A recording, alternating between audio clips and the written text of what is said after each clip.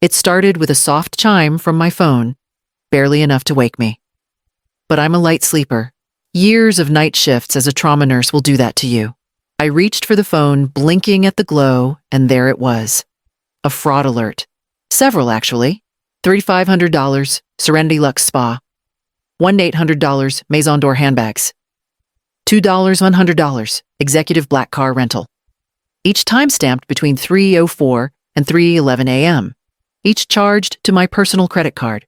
For a moment, I thought it had to be a mistake. A glitch. But my card was here, wasn't it? I swung my legs over the edge of the bed, my slippers catching on the worn rug, and padded over to the small drawer where I kept it. The drawer was open. Not all the way, just enough. My breath stilled. I always kept it shut. Locked, even. I checked the card slot in my wallet, empty. My pulse steadied into something colder than fear. Something calculating. I walked out to the kitchen. The lights were off, but the faint scent of eucalyptus and citrus still hung in the air. A fancy spa oil Brielle used in her baths. She'd come in late last night after I'd gone to bed. I'd heard her heels click down the hallway, heard the creak of the guest room door. Nothing else. Now she was sitting at the breakfast nook, barefoot, scrolling her phone, wearing one of those silky robes she liked so much. When she saw me, she didn't flinch. "Couldn't sleep?" she asked, sipping green juice from a tall glass. "My card is missing," I said, "and someone just spent over $14,000 on it." She blinked slowly, then smiled. "Oh no. Maybe you dropped it somewhere, or someone skimmed it. Those scanners are sneaky." Her tone was light, but there was something behind her eyes. A flicker of daring, of certainty. She thought I'd let it go. I didn't answer. I just turned and walked back toward the hallway, toward the cabinet above the pantry, where the old camera still blinked quietly in the dark. The pantry camera wasn't new. It was from years ago, back when we had a string of raccoons tearing into the bins. Nolan had helped install it, said it gave peace of mind. Apparently, they'd forgotten it still worked. I pulled it up on my phone through the old app. Surprised it still loaded. The image was grainy. Black and white, but clear enough. I fast-forwarded through the night and paused at 3:07 a.m. There she was. Brielle. Wearing that same robe, hair tied back. She moved quietly through the hallway, then paused at the edge of my bedroom. She pulled on gloves, thin ones like the kind you'd wear to a formal dinner, and stepped inside. A few seconds later, she emerged, clutching something small in her palm. My card. What made my stomach truly turn wasn't just her theft. It was Nolan, standing further down the hall, just out of frame, but visible in the mirror, mounted across from the linen closet. He leaned against the wall, arms crossed. Watching, not stopping her. I stood in my dark kitchen phone screen, bright in my hand, feeling like the floor had tilted under me. They didn't stumble into this. It wasn't a mistake. It was planned. At breakfast, they were all smiles. Nolan made coffee like nothing had happened. "Mom, did you sleep okay? You've seemed distracted lately," he said gently, handing me a mug. "I've been tired," I said. Brielle giggled. "You're always doing so much. Maybe you just pressed something wrong. We'll help sort it out." That's when I knew they'd rehearsed it.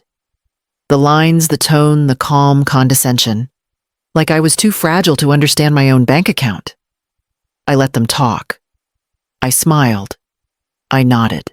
And when they left the kitchen, I opened the drawer next to the microwave and pulled out the dusty family iPad they both liked to forget I knew how to use. The iPad was slow to wake, but it remembered their passwords better than I did. I tapped through the apps until I found the email icon. It hadn't been logged out. Of course not. They never imagined I'd look. Brielle's inbox was full of promotional spam and influencer brand pitches, but the drafts folder held something different. A half-written message to someone named Mel, with no subject line, just raw sentences waiting to be polished. "We used her card last night. Spa and bags already cleared." Car's next. She won't say anything. Varel's too soft. Honestly, she kind of owes us. Nolan says she's sitting on a ton. I stared at it until my hands stopped shaking. That last line, it burned more than anything else. Owes them. Did they forget the years I spent making sure Nolan had what he needed? 3 jobs. Skipped meals. No vacations. I sold my mother's necklace, my last heirloom, to pay off his tuition when he transferred schools. I made sure they could afford the down payment on this very house, the one they now treated like theirs. I even helped cover Brielle's dental surgery when she lost her job. And now she had the nerve to say I owed her. I set the iPad down carefully, like it might shatter in my hands. But I didn't cry. Not this time. I'd spent my tears long ago. This wasn't sadness. It was clarity. They thought I was soft. They forgot who taught Nolan how to fight his way into college, who stayed up every night learning side hustles and savings hacks just to keep food on the table, who kept records detailed, time-stamped, meticulous. I opened the file cabinet in my bedroom. Everything was still there. Tax returns, mortgage receipts, bank printouts, a handwritten ledger from the early days still crisp in its folder. My fingerprints were on every page of Nolan's life, and now it was time I put them to use. I didn't sleep that night. Instead, I waited until morning, then walked 3 blocks to the local library. The Wi-Fi at home was tied to Nolan's account, and I didn't want to risk triggering any alerts. Some habits never left me. Nurses learned to be discreet. I logged into my secure cloud folder. The name was boring on purpose. Recipes plus travel. Inside, layered neatly, were scanned documents, PDFs, even voice memos from my old dictation app. I'd started it years ago after my financial advisor warned me to keep digital backups, just in case. The property deed was there still in my name, as I'd never legally transferred ownership to Nolan despite what the mailbox said. My lawyer had suggested a revocable trust with a few protective clauses just to be safe. I remembered thinking at the time, what kind of son would ever? I didn't finish that thought. One folder was labeled Contingency. Family. I clicked it. In it were the scans of every payment I'd ever made on this house. The loan cosign papers for Nolan's car. Copies of the check I wrote to cover Brielle's root canal. A spreadsheet where I logged each transfer I sent to help cover their monthly bills. Line by line, month by month, I had it all. But what changed everything wasn't what I found in my own files. It was what I saw when I returned home that afternoon, and Brielle left the iPad unattended again. She'd forgotten to close the browser window this time. An open group chat with someone named Shay popped up. I didn't have to scroll far. Nolan's mom is still clueless, LOL. We've drained almost everything. Last charge hit this morning. God, she's so old school. She probably doesn't even know how Apple Pay works. I stared at the screen a long time, then closed it. Let them think I didn't know how the world worked. They had no idea how much I'd already prepared for what came next. I began with the card, one call to the bank, and the account was frozen. I disputed the charges calmly, efficiently. I didn't mention my daughter-in-law. I didn't have to. The receipts and timestamps spoke for themselves. Next, I logged into the portal for the rent payments. For over 2 years, I'd been covering the difference between what Nolan made and what they owed quiet deposits into their joint account masked as household contribution. That ended with a single click. I disabled the auto transfer and flagged their profile as inactive.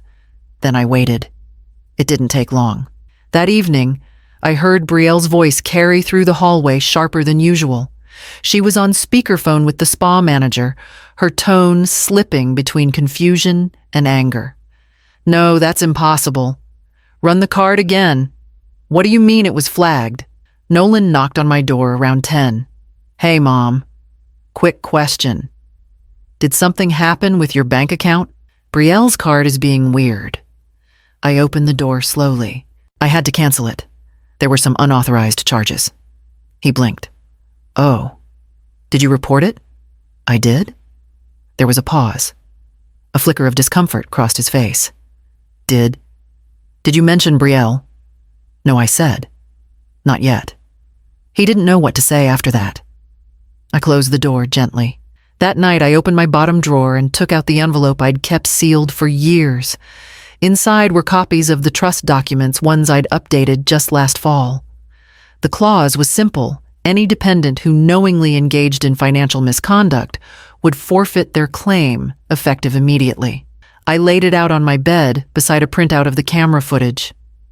It wasn't just about the money. It was about how quickly they had shifted from calling me Mama V to treating me like a faded doormat. They believed I wouldn't stand up for myself, that I wouldn't know how. But the truth was, I'd simply been giving them a chance to stop.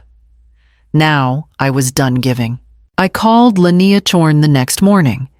She was my estate attorney, sharp as glass, always a step ahead. I hadn't needed her in over a year, but when I gave my name, she remembered me instantly. Varel, she said. I was wondering when I'd hear from you. We met at her office downtown. I brought the envelope, the camera stills, and a typed summary of the charges. She read everything in silence, her red pen tapping lightly on the desk. They really thought you wouldn't notice, she said at last. Or they assumed you wouldn't fight. They assumed wrong. Lania nodded, flipping to the trust clause we'd added together, the one that tied every penny to conduct. Any dependent who engaged in theft or coercion would be disinherited, their access to property funds and family-held assets immediately revoked. You protected yourself well, she said. They just didn't bother to read the fine print. We filed the paperwork that afternoon. Lania drafted a letter to be sent by courier to Nolan and Brielle, terminating their rights to any future disbursements. The house, though they lived in it, was not theirs. The utilities, once in my name, were already in the process of being reassigned or disconnected. Before I left, she handed me one final document to sign an eviction notice. Not immediate, but formal, legal, concrete. When I returned home, Nolan was on the couch, scrolling his phone, while Brielle stood in the kitchen, tossing salad into a crystal bowl like nothing was wrong. How was your walk? She asked. Refreshing, I said. She didn't notice the new folder I carried, tucked under my arm. She didn't see the calm shift in my face, but I felt it, like ice cracking after a long winter. I wasn't angry anymore. Just clear. I placed the folder gently in the locked drawer of my nightstand and sat on the edge of the bed. For the first time in weeks, I slept soundly, while the next steps quietly moved into place. I chose Thursday night. Not out of strategy, but habit. Thursdays had always been our family night back when that word still meant something. I made Nolan's favorite baked salmon with lemon and DIL steamed asparagus, and even set out the cloth napkins Brielle once mocked for being too traditional. They came to the table like nothing had changed. Nolan poured wine. Brielle complimented the crust on the fish. I smiled. I let them believe it was just dinner. When we finished, I stood and walked to the side cabinet. I took out the folder and placed it on the table right between their plates. Neither reached for it. What's that? Nolan asked. Proof, I said, of what you took and what you've lost. Brielle scoffed. Are you serious? This again? You said you weren't going to press charges. I didn't say anything, I replied. But I did press something else. Reset. On everything. I opened the folder slowly. First the security footage stills, then the bank reports, then the printed messages from her drafts and chat history. I let each page fall silently onto the table. With every sheet, their faces lost another layer of color. Finally, I slid the notice across. This ends tonight. All financial support is terminated, and per the trust clause, you'll vacate the property by Friday. Nolan looked at me stunned. You can't be serious. You signed the documents. You just didn't read them. Brielle's voice rose sharp and thin. You're throwing your own son out. We made this house what it is.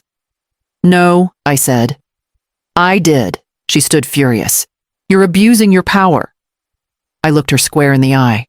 No, this is boundaries. Nolan didn't speak. His jaw clenched, eyes down. For the first time in years, he looked like a child caught with a hand in the jar. I gathered the folder, walked down the hall, and left them sitting there. They'd built their house of glass. All I did was show them the cracks. By morning, the kitchen was unnervingly quiet. No blender whirring. No Brielle pacing in heels. I sat at the table with my tea waiting. It didn't take long. Brielle stormed in first, her voice already loud. You can't do this, Varel. Nolan's name is on the mailbox. We've been living here for years. I didn't look up. The mailbox isn't a legal document. She slammed her hand down. You want us on the street? Nolan appeared behind her, paler than usual eyes, avoiding mine. Mom, please, just slow down. Let's talk this through. I already did, I said. You just weren't listening. Brielle barked a laugh, but it cracked halfway through. You're overreacting. This was one mistake. No, I said calmly. This was a pattern. You crossed a line. I drew one. She reached for the folder I'd left out the night before, flipping through the documents as if she could find a loophole by sheer will. When she got to the trust clause, she froze. Her lips moved, mouthing the sentence. I knew exactly which one. Any dependent engaging in financial misconduct shall forfeit all claim to disbursement or property. You never said we were dependents, she snapped. You depended on me, I said. That was your choice. She threw the folder across the table papers, spilling like feathers. You just want control. That's what this is about. You're bitter and alone and using money to punish us. I stood, slowly. No, I'm using truth. And the law. You should try it sometime. She looked to Nolan for backup, but he didn't move. I walked past them, both picking up each paper, calmly smoothing the edges, sliding them back into the folder. This is done, I said. You'll be out by morning. I left them there, in the silence, the walls finally echoing something real. By noon, I'd called the courier to deliver the final notices and change the code on the front door. The moving truck came just after 9. I didn't watch from the window, I didn't need to. The sound of hurried footsteps, drawers yanked open, and cardboard scraping against tile told me enough. I stayed on the porch with a mug of chamomile, letting the breeze carry the weight away. Nolan passed me first, arms full of Brielle's handbags and shoes. I caught a glimpse of the pale blue one she'd posted online last week, the caption bragging about guilt-free indulgence. That bag alone cost more than my first car. Brielle followed behind, dragging 2 designer suitcases. Her sunglasses were oversized, her mouth tight. No words passed between us, only a look, rage, fear, disbelief, all folded into one. She'd worn that same look the first time she didn't get her way with me. She still hadn't learned. They stacked boxes near the sidewalk, waiting for the rideshare Nolan had ordered. The car was late. The sky had started to mist. Brielle's voice cracked from the driveway. I thought you said we'd be covered. Nolan didn't answer. He was on his phone, probably trying to reach friends who had once adored Brielle's curated charm. But now that the perks were gone, the replies would be too. By noon, the porch was quiet again. No perfume in the air. No laughter that never reached the eyes. Just birdsong and the gentle drip of rain from the gutters. I went back inside and opened the windows. The silence wasn't cold. It was clean. I set about collecting their remaining things, a silk scarf wedged behind the sofa, a gold phone case left on the counter. I placed them all in a box labeled Return, taped it shut, and slid it into the garage. Then I sat in the living room and picked up the latest letter from Lania, outlining the final transfer steps for the trust. A week passed before I heard from either of them. It was an email, no subject line, no greeting. just Nolan asking if there was any chance I'd reconsider, that Brielle was trying, and that they were in a rough place. He ended it with, "We didn't think you'd really go through with it." I didn't reply. Instead, I brewed a fresh pot of coffee and walked out to the porch. The sun had just crested over the neighbor's hedge, bathing my front steps in a soft gold that hadn't felt warm in a long time. I thought back to the early days when Nolan was young, and I was younger still when we shared frozen dinners on milk crates, because furniture could wait, but books and light bills could not. I had never minded sacrifice. I still don't. But sacrifice without recognition, that becomes something else. It rots from the inside. I had saved and planned, not because I craved power, but because I believed in protecting what mattered. I thought I was doing it for them, but maybe I was preserving it for the version of myself that would eventually need shelter from their storm. The trust documents were signed, now sealed with clear intentions. The house remained in my name, protected. The funds were redirected into scholarships, senior aid, and a small endowment for the local nurses' union. I didn't do it to spite them. I did it to remember who I was before they made me feel invisible. Sometimes people don't notice your silence until it costs them something. And when they finally do, they call it cruelty. But this wasn't cruelty. This was clarity. As I set the letter from Lania aside, I felt no anger, no sadness, only a gentle sense of return. The house was still mine, but it felt lighter now, like it belonged to me in a new way. I looked out at the front yard where tulips had started to bloom along the walkway. Then I stood, exhaled slowly, and went to pour another cup.